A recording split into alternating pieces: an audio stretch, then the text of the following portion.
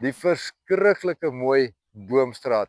Daar is nie einde aan die skoonheid van Boomstraat nie. Die ouens kan sê wat hulle wil. Daar's 'n kultuur, daar's 'n karakter aan Boomstraat wat jy regtig nie op 'n ander plek in Parys gaan kry nie. Kyk nou hierso 60 Boomstraat.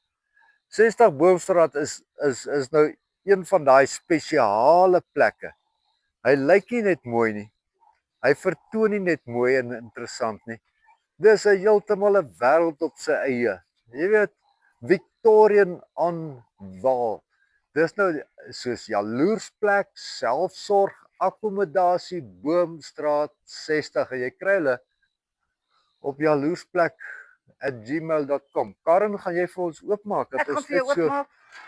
Kom ons gaan kyk gou-gou net vir 'n oomblik na hierdie pragtige nog 'n juweeltjie binne in Parys. Hierdie is 'n gashuis. Ja, dis reg.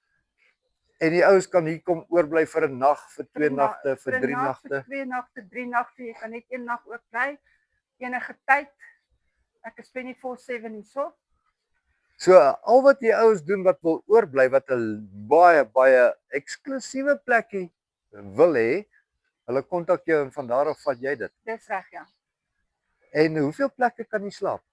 Ek het die huis wat basies is 6 mense.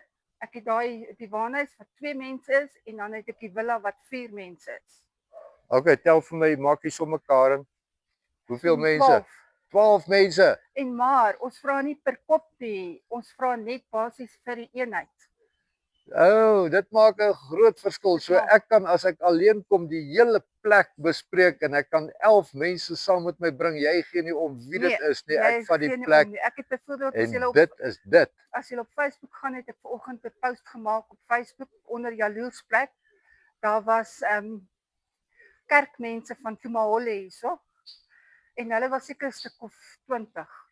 Almal in die huis. Jessie, hierdie is so weggesteekte plekkie. Hy is perfek. Hy is mooi. Hy's privaat. Alles is net eenvoudig vir my. Regtig mooi hier. Karen, jou nommer. 068 315 9862. En jy praat maar net met die house, Benito Odendaal is ons eienaar hierso. Hy bly op Adolfo. Maar ek sal altyd beskikbaar wees.